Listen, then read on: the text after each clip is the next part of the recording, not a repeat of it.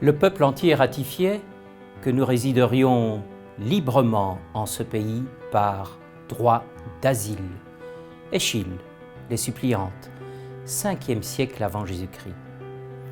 Le droit d'asile est une question ancienne et contemporaine. Du point de départ, Flüchtling en allemand, au point d'arrivée, Refugee en anglais.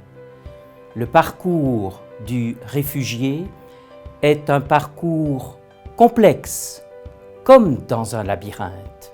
De nombreuses questions juridiques se posent. Qu'est-ce que l'asile? Qu'est-ce que le principe de non-refoulement? Quelle est la procédure?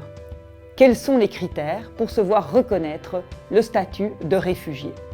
Comme une empreinte, la notion de réfugié va identifier la personne qui doit être protégée.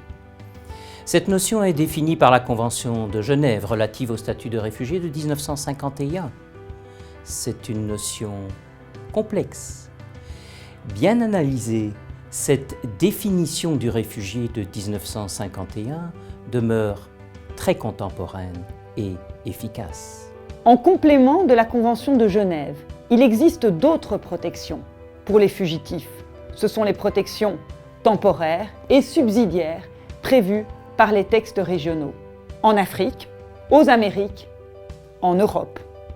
Pour le futur, des questions se posent, notamment celle des voies d'accès légales ou encore celle des réfugiés climatiques. Au-delà de la protection, au-delà des peurs ou de la charité humaine, l'important est de donner des droits aux personnes et de leur donner une identité juridique.